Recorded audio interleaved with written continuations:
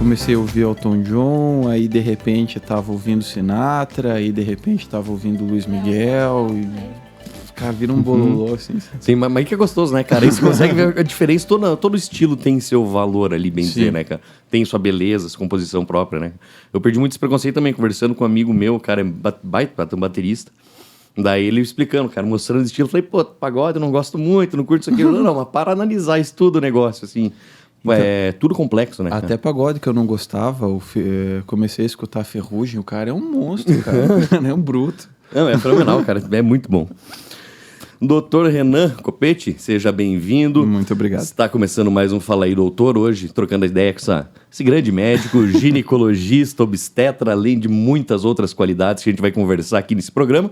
E seja muito bem-vindo a esse podcast da Unimed Pato Branco, que a Unimed traz até você. Muito obrigado, é um prazer imenso estar aqui. Sempre quis participar de um podcast. Desde criança, quando nem existia podcast, eu queria participar. Então, tô bem localizado. Que bom, Unimed realizando sonhos, né? Além de tudo. E tudo bem. Doutor, primeira coisa, vamos começar. Queria saber de onde veio o seu interesse pela medicina. O que levou você a buscar a profissão? Assim, vem de uma família muito humilde, né? Meu pai e minha mãe se criaram lá no Rio Grande do Sul, filhos meus avós de ambas as famílias, sempre com muita dificuldade para criar os filhos. Meu pai e minha mãe eram aquelas pessoas que contam aquelas histórias. No meu tempo eu tinha que trabalhar, cuidar dos seus irmãos e estudar escondido. E os dois, eu sentia que tinha uma pegada de querer medicina, nenhum dos dois conseguiu fazer de fato. E o meu pai sempre teve uma admiração. Meu pai acabou se tornando um empresário bem sucedido, mas ele sempre nutria um sentimento de sempre ajudar, de ser prestativo, de ouvir. E na medida dele, ele até que hoje, analisando algumas coisas, ele tinha um conhecimento bem que ele buscou por conta. E eu senti que era mais ou menos por aí, tanto é que a minha irmã acabou seguindo a mesma linha também. Acho que veio do incentivo dos meus pais, assim. E o senhor, você se formou no Rio Grande do Sul, né? Ou não, você é do Rio Grande do Sul, mas é isso aí. Onde que é a tua formação? Onde é que você concluiu? Então, temos uma trajetória... Uma jornada. Uma jornada.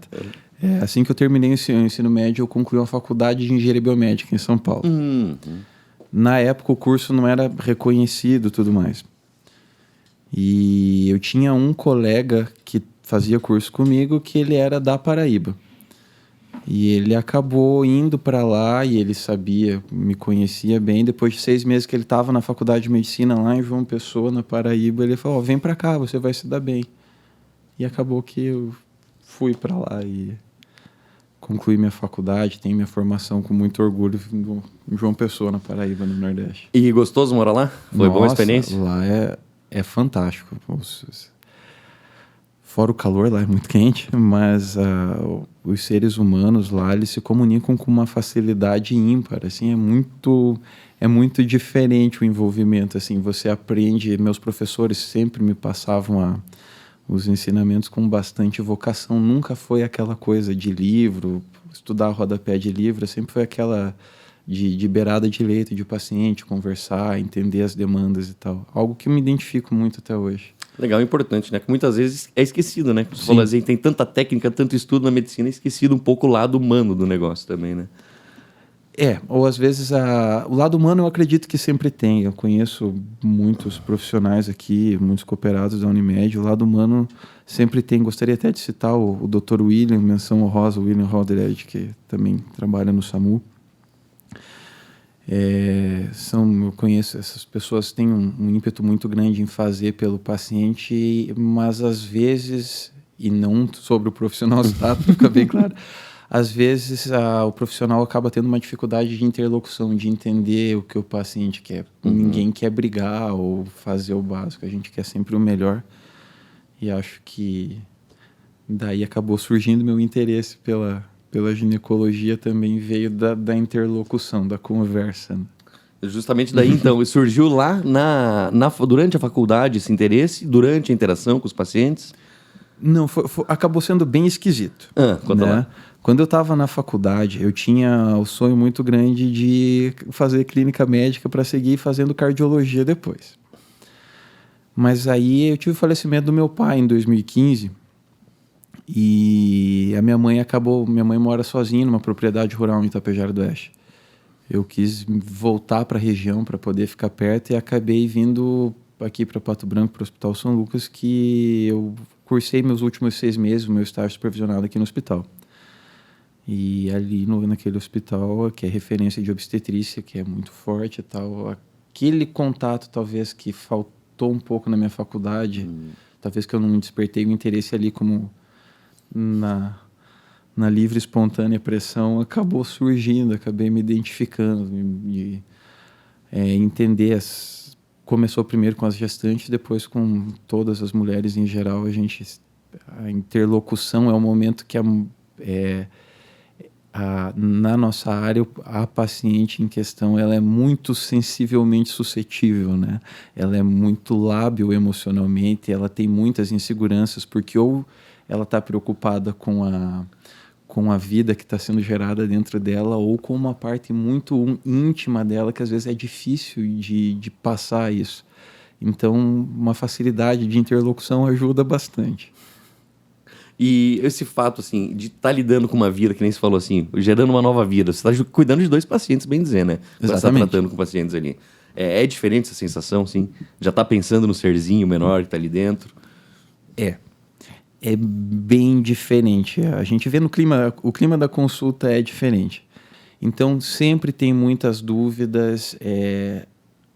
Graças a Deus não acontecem tantas complicações, mas existem milhares de complicações que a gente tem que estar sempre atento para seguir, para poder desviar ou para lidar com para lidar da melhor maneira quando não for evitável, né?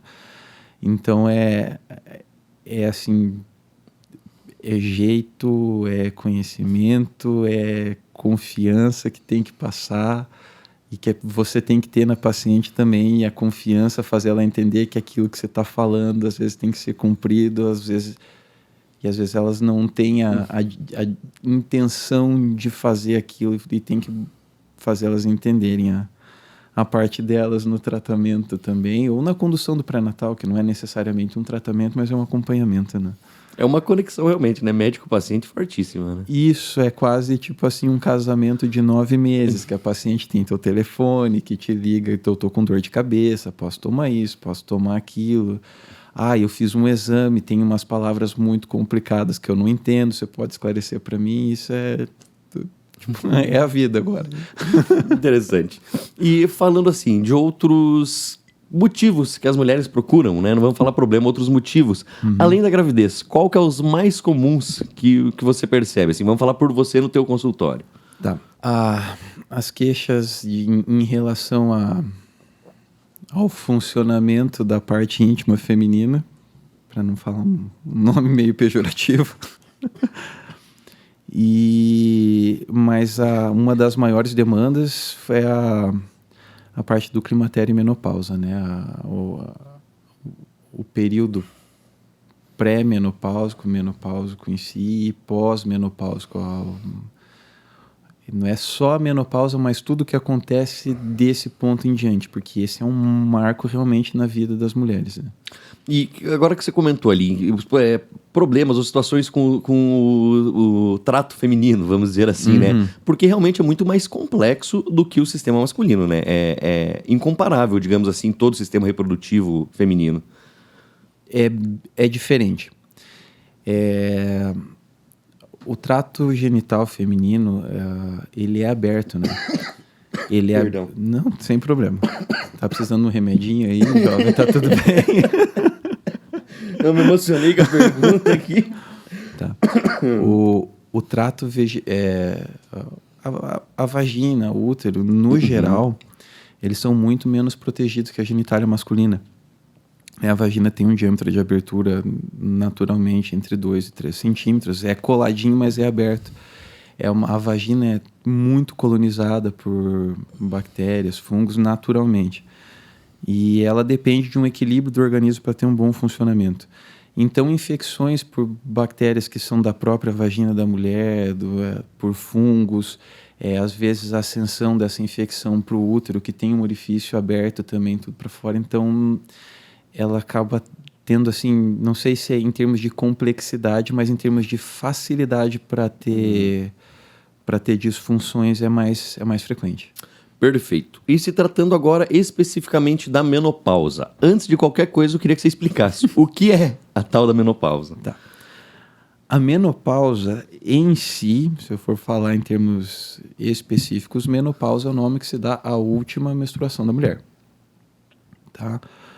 O período em si que a gente toma atenção, que é o que onde surgem todos os problemas, se chama climatério. Que ele tem o pré-menopáusico, que começa antes, os sinais de que a menstruação está terminando, a menopausa em si, e o pós-menopáusico, o que vai acontecer com a mulher quando os hormônios dela terminarem de serem produzidos, né, quando encerrar a produção do estrogênio. Tá? Então, essas são as fases da menopausa. Então, menopausa é o nome específico ali de um único evento que dura 5, 6 dias, às vezes um pouco mais, um pouco menos, mas menopausa é o nome técnico, assim como a menarca é o nome da primeira, né? Então, mas ficou popular o termo menopausa e agora a gente assumiu o climatério todo como menopausa. Entendi. Então o processo que envolve tudo é climatério. É climatério. Que se chama mesmo. Isso. E como que a mulher consegue identificar esses sintomas? Eles se manifestam... Como que eles se manifestam inicialmente? Assim? Quais são eles? Tá, então... A gente entende como climatério o final da fase fértil, da fase reprodutiva da mulher. Tá? A fase reprodutiva ela é definida pela presença de ciclos ovulatórios, né? Ela produz estrogênio, ovula, ou fecunda ou não fecunda. Se fecunda, se transforma numa gestação. Se não fecunda, vai para a menstruação, menstrua, começa um novo ciclo. Na menopausa, acontece a falência ovariana, eu prefiro identificar dessa forma. Os ovários começam a perder a capacidade de produzir estrogênio, já que eles não têm mais quantidade de óvulo dentro deles o suficiente para produzir o estrogênio. E aí o organismo da mulher mimetiza algo como se fosse uma síndrome de abstinência ao estrogênio. Ela começa a sentir mais ou menos na mesma época. Os ciclos menstruais eles começam irregularidade. Começa ou ficar muito espaçado e quando vem os dias de fluxo aumentam em grande quantidade, em tamanho. E os outros fenômenos mais comuns, que são os fogachos, que são eventos vasculares que acontecem na pele, que dão uma sensação para a mulher de que ela está com calor no rosto, nas palmas das mãos, nos pés, uma sudorese muito diferente, que não tem muita explicação e que atrapalha bastante. Então esses são os primeiros sinais. São os primeiros sinais. E existem alguns sintomas, digamos assim, como que ela se manifesta depois da menopausa ou é apenas antes dessa última menstruação que ocorrem esses sintomas, assim, ou esses sinais? Não, tem as fases onde é mais comum. Esses fogachos, assim como uma síndrome de abstinência, ela não vai, naturalmente, ela não tem mais estrogênio, ele acaba passando ou sim ou sim. São fenômenos que duram ali 2 ou 3 anos, às vezes um pouco mais ou um pouco menos. Mas o que acontece é que tem estruturas nos órgãos sexuais femininos que dependem dos hormônios que pararam a produção. Então, assim que termina a última menstruação, começa a aparecer ressecamento da vulva e vagina, a dispareunia, que é a dor na relação sexual, começa a se ter, por exemplo, algum grau de incontinência urinária ligado à falta de estrogênio perto da uretra, então isso pode acontecer. E existem maneiras de tratar ou aliviar esses sintomas assim depois? Sim. Existem métodos que são hormonais ou não hormonais. E tem métodos que atuam, por exemplo, uma reposição hormonal que pode atuar no corpo todo, ou alguns medicamentos específicos que minimizam no corpo todo. E às vezes a queixa da mulher é periférica, vamos dizer, numa posição vamos dizer, periférica ao centro do problema em questão. Às vezes ela está com um problema específico na vulva vagina, que a gente pode chamar de síndrome geniturinária. Podem ser tratados com reposição tópica no local, só para resolver o problema naquele lugar específico. Então, digamos, é relativamente simples assim tratar os problemas decorrentes da menopausa. Relativamente simples, não. Às vezes é complicado. É complicado? Às vezes é complicado. O que a gente tem é um arsenal terapêutico muito grande hoje disponível para tratar as várias formas e manifestações dos sintomas. Perfeito. E quais que são esses... que se inclui nesse arsenal? Assim? Tá, nós temos a primeira linha, que é, quando possível, nós temos a reposição hormonal, né, que é a suplementação de doses baixas de hormônio, suficiente para fazer o controle dos sintomas. Nós, em geral, podemos usar o uso das isoflavonas, que são derivados da soja, que tem algum grau no organismo, eles mimetizam a função do estrogênio. Eles não são hormônios, mas eles fazem... eles fazem a função, vamos dizer assim. Eles melhoram os sintomas vasculares, mas não melhoram questão de lubrificação vaginal, essas coisas. Nós temos cremes vaginais com hormônio e sem hormônio, que podem melhorar a hidratação, que podem fazer uma hipertrofia da mucosa da vagina, ou seja, deixar a pele de dentro da vagina um pouco mais resistente, um pouco mais lubrificada. Nós temos uso também de, caso se tenha muita reticência, nós também podemos fazer uso de algumas classes de antidepressivos também, que por ação, vamos dizer assim, como efeito colateral, eles têm ação sobre os efeitos da menopausa. A menopausa é um fenômeno natural. Toda mulher vai passar por isso. Sim. Sim. Então não existe aquela coisa, não tem como curar a menopausa ou evitar que a menopausa chegue. Não, no geral, a gente trata de abrandar essa passagem e de que ela fique bem no período pós-menopáusico, né? Por exemplo, o estrogênio, ele é um facilitador da fixação do cálcio no osso feminino, né? Então, as mulheres, quando começam a diminuir a produção intrínseca, ou seja, a produção dela de estrogênio, elas começam a ter uma dificuldade de calcificação. Tá?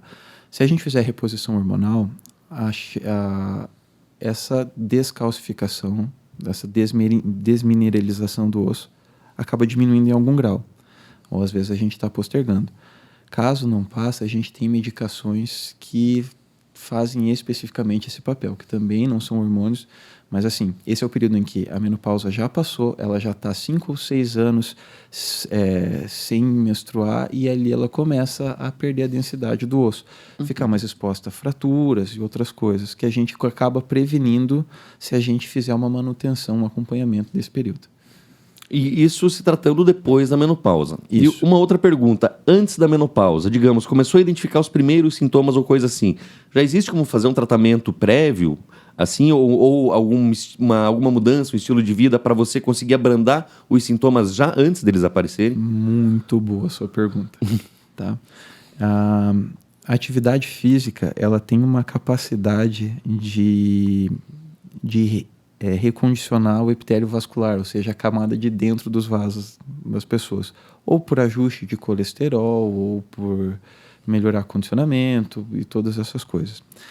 Então esse vaso vai responder melhor às condições, aos eventos vasculares, e ela pode ter uma diminuição dos fogachos, dos calorões, que é realmente a principal queixa. Ela vai passar por isso de uma maneira mais branda, ou nem vai sentir. Tá? Também a gente pode fazer uso da reposição hormonal antes mesmo da última menstruação, basta que a gente tenha um diagnóstico de hipoestrogenismo, ou seja, uma baixa taxa de estrogênio. Então, é possível sim. E outra coisa, a gente está falando, muito se fala da menopausa atrelada à idade.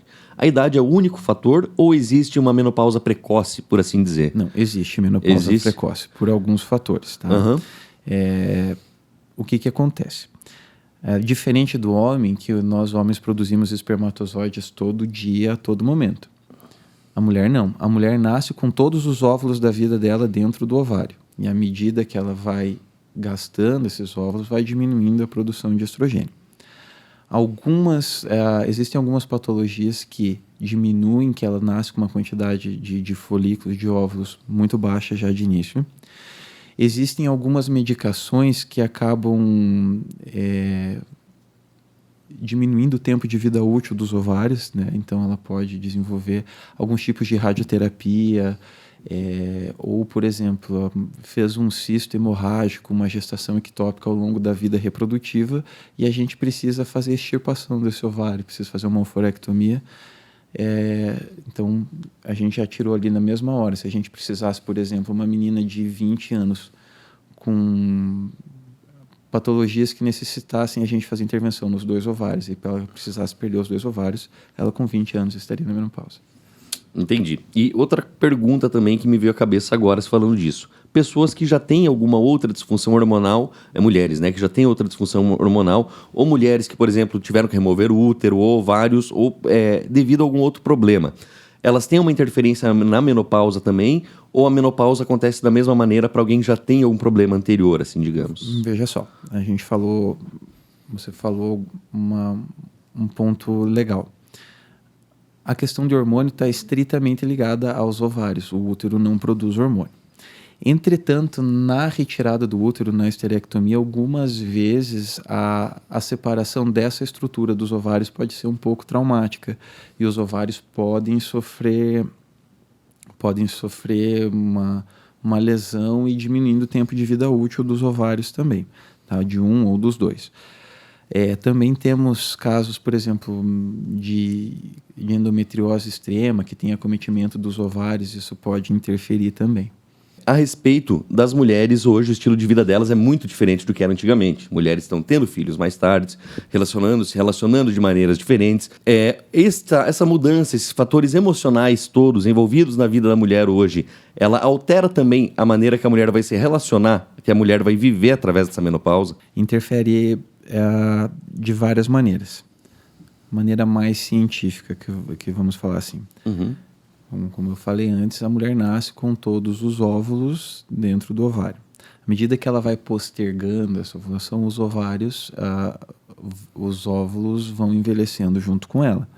Então, a qualidade desses óvulos, em algum momento, vai diminuir, tá? Então, vai acabar ficando mais suscetível a crises, né? A falhas na gestação, por exemplo. Outra coisa que pode acontecer também é que a capacidade de adaptação do organismo às mudanças fisiológicas da gestação diminui, então acaba aumentando um pouco a chance de hipertensão, de diabetes, de tireoide, por exemplo. Situações emocionais hoje, que a gente vive uma gangorra de emoções profundamente. O eixo hipotálamo e hipófise, que regulam a produção de estrogênio, também são muito afetados às oscilações de humor, que o humor interfere em algumas situações, por exemplo, de extremo estresse. A supressão do ciclo hormonal sem que haja uma causa específica acontece, a mulher fica 4, 5, 6 meses ou 1 ano sem menstruar, você vai investigar a menorreia dela e não encontra algo porque isso está interferindo. Fato é que antigamente as mulheres passavam menos por essa fase do climatério, da menopausa, do que passam hoje. Porque a expectativa de vida era menor, porque como elas emendavam uma gestação na outra, a gente cansa de escutar 11, 12, ela ovulava muito menos, então ela tinha uma quantidade de produzir um pouco mais longe essa ovulação, né? E então hoje esses sintomas são muito mais intensos, as mulheres apresentam uma intensidade muito maior. E hoje a mulher também procura mais pelo seguinte aspecto: antigamente ela era responsável pela casa, hoje, graças a Deus, é diferente, né?